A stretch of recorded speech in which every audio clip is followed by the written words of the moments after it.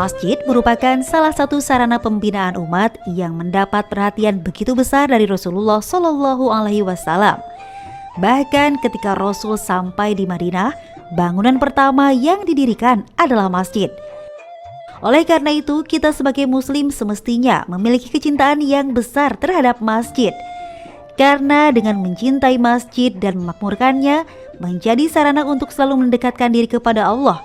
Seseorang yang mencintai sesuatu pasti hatinya akan selalu terpaut pada hal tersebut.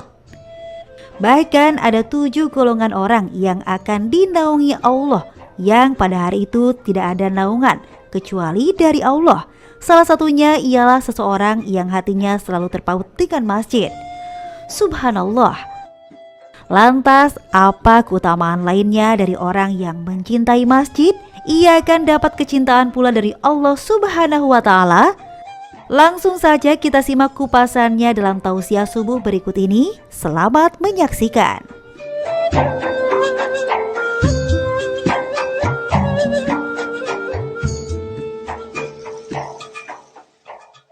Dan kalau kita takut sama Allah, kita akan dibuat berani terhadap apapun. Kita takut sama Allah Subhanahu wa Ta'ala, kita akan diberikan keberanian terhadap apapun. Kita merendah, nunduk, menghina di hadapan Allah Subhanahu wa Ta'ala, kita akan ditinggikan oleh Allah Subhanahu wa Ta'ala. Kita mendahulukan Allah Subhanahu wa Ta'ala, kita memprioritaskan Allah Subhanahu wa Ta'ala, maka kita akan diprioritaskan oleh Allah Subhanahu wa Ta'ala di antara seluruh makhluknya. Termasuk saat kita diuji hati kita, mau memprioritaskan masjid atau memprioritaskan hal yang lain. Adik-adik sekarang di pesantren alhamdulillah gak banyak godaannya. Nanti begitu di rumah ada layar TV, atau ada handphone, atau ada laptop, atau ada game online, atau ada apapun, atau ada teman yang ngajak kita nongkrong. Adik-adik bakal diuji hatinya. Adik-adik bakal memprioritaskan Allah ketika azan berkumandang untuk sholat berjamaah di masjid, atau memprioritaskan nikmat-nikmat tadi. Akan diuji. Walam yakhsha illallah. Rasa takut kita sama Allah Subhanahu wa Ta'ala nanti akan diuji. Kalau kita udah lulus, benar lulus ujian hati kita, tertaut jatuh cinta sama masjid, fa'asa ulaika ayyakunu minal muhtadin. Maka kelak, kata Allah Subhanahu wa Ta'ala, orang-orang yang senantiasa memakmurkan masjid, kelak nanti Allah Subhanahu wa Ta'ala akan berikan dia hidayah, akan jadikan dia termasuk dalam orang-orang yang berada dalam tuntunannya Allah Subhanahu wa Ta'ala, dalam bimbingannya Allah Subhanahu wa Ta'ala. Ayo bangun, Masya Allah. Keutamaan lagi bagi orang yang mampu bersungguh-sungguh datang di masjid. Dan alhamdulillah Allah izinin kita pada malam hari ini. Bagaimana tidak, dari tiap langkah orang yang berangkat ke masjid, satu langkah kaki kanan ataupun kaki kiri, satu langkah yang dia keluarkan ke masjid jadi penghapus dosa dia di sisi Allah Subhanahu wa Ta'ala. Satu langkah lagi jadi penaikan derajat dia di sisi Allah Subhanahu wa Ta'ala. Di dalam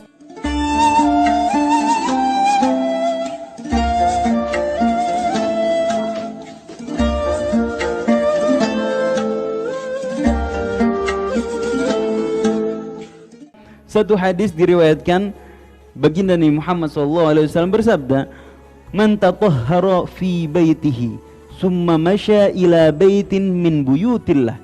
Barang siapa yang membersihkan dirinya di rumahnya. Kalau kalian mungkin di asrama kalian bersih-bersih, mandi-mandi di rumah kalian atau di asrama kalian. Barang siapa yang membersihkan diri, kemudian dia datang berjalan kepada salah satu rumah dari rumah Allah, liyaqdiya faridatan min faraidillah, untuk menunaikan satu kewajiban dari kewajiban-kewajiban Allah Subhanahu wa Ta'ala. Maksudnya adalah salat fardu. Siapa yang berangkat ke masjid, bersihin diri, untuk menunaikan satu kewajiban yang Allah Subhanahu wa taala diantaranya adalah sholat fardu, kanat khutwatahu ihdahuma tukhti khati'atan wal ukhra tarfa'u darajatan. Dari tiap langkah dia menuju ke masjid, satu langkah apa? Menghapus dosanya, satu langkah lagi akan menaikkan derajat dia di sisi Allah Subhanahu wa taala. Tiap makin banyak langkahnya, makin banyak pahalanya di sisi Allah Subhanahu wa taala. Makin banyak dosa kita dihapus sama Allah Subhanahu wa taala, makin tinggi derajat kita dinaikkan sama Allah Subhanahu wa taala. Masya Allah. Mau cerita nggak? Cerita dikit ya. Al-kisah di zamannya Sayyidina Umar bin Khattab radhiyallahu anhu. Ada satu orang pemuda. Pemuda ini insya Allah kayak kalian, hatinya cinta sama masjid. Pemuda ini hatinya cinta betul sama masjid.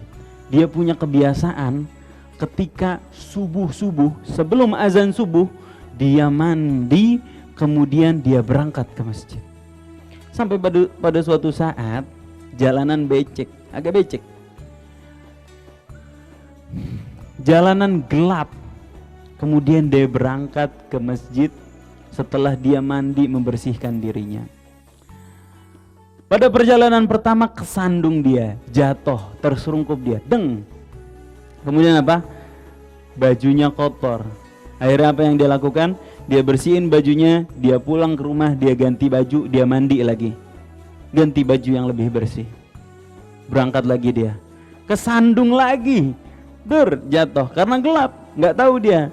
Nggak tahu apa ada sandungan batu yang menyandung dia. Jatuh dia, kotor. Kemudian dia bersihin lagi, dia pulang, dia mandi lagi, dia ganti baju yang bersih lagi. Yang ketiga dia jalan, ada kakek-kakek bawa lampu, bawa lampu untuk ngebantu dia jalan. Akhirnya dia ketemu sama kakek-kakek itu, sama kakek-kakeknya ditemenin sampai masjid, dianterin sama kakek-kakeknya. Jalan dia berdua ke masjid, sampai Masjid Nabawi, orang ini masuk, kemudian kakek-kakeknya diam di luar. Pemuda ini heran, "Kek, kenapa kok nggak masuk? Ayo masuk." Nggak usah, kamu aja masuk." "Ayo masuk, Kek." Nggak mau. Kamu aja masuk, udah. Saya sampai sini aja, saya mau nganterin kamu aja. "Udah ayo Kek masuk." Enggak, udah kamu aja yang masuk." Kemudian ditanya, "Kakek ini sebenarnya siapa? Kok kakek nganterin saya, tapi kakek nggak mau ikut sholat?" "Sebenarnya saya adalah iblis," katanya. "Saya adalah setan." Kok bisa setan atau iblis nganterin orang ke masjid? Iya, soalnya waktu pertama kali kamu jatuh, Allah Subhanahu wa taala ampunin dosa-dosa kamu. Kemudian kamu bersih-bersih, kamu berangkat lagi ke masjid. Saya sandung kamu lagi biar kamu gak kapok mau ke masjid. Saya sandung itu, kamu tadi jatuh, saya yang nyandung. Kemudian setelah kamu jatuh, kemudian kamu bersih-bersih lagi, kamu mandi lagi, kamu ganti baju lagi. Allah Subhanahu wa taala ampunin dosa keluarga kamu dan orang-orang yang bersama kamu. Capek saya, udah capek-capek godain kamu, capek-capek godain keluarga kamu ibaratnya ya kan. Maka saya nggak mau terulang ketiga kalinya. Takutnya kalau kamu jatuh lagi dan kamu bersih-bersih lagi, Allah ampunin nih dosa orang-orang sekota. Rugi dong saya, udah capek-capek godain orang-orang, dosanya diampunin sama Allah Subhanahu wa taala karena kesungguhan kamu mau berangkat ke masjid. Masya Allah, lihat tuh. Setan aja godain orang sampai-sampai rela nganterin orang ke masjid. Masya Allah.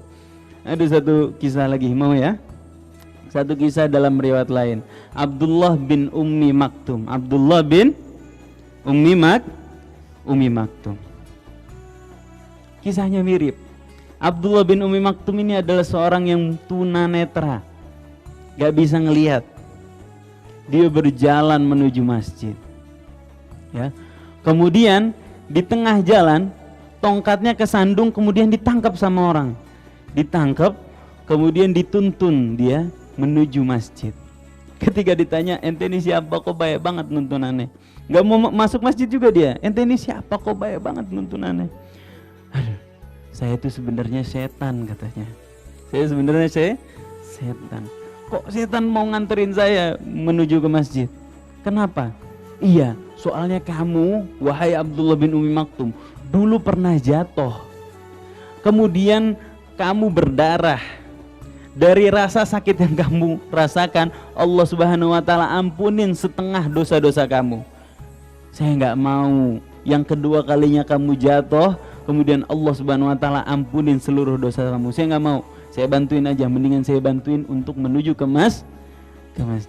Adik-adik yang dirahmati Allah Subhanahu wa taala, para hadirin, bapak-bapak, ibu-ibu yang insyaallah Allah Subhanahu wa taala rahmati dan Allah Subhanahu wa taala beri hidayah.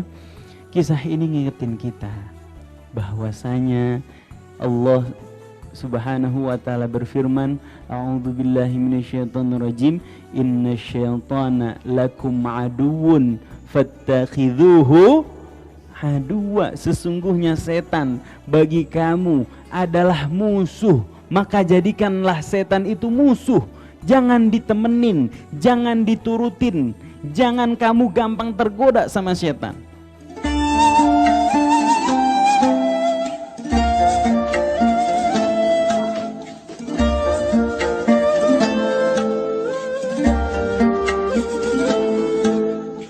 Bayangkan, setan dengan rela bimbing orang ke masjid karena nggak mau dosa sesatu orang diampunin sama Allah Subhanahu wa taala.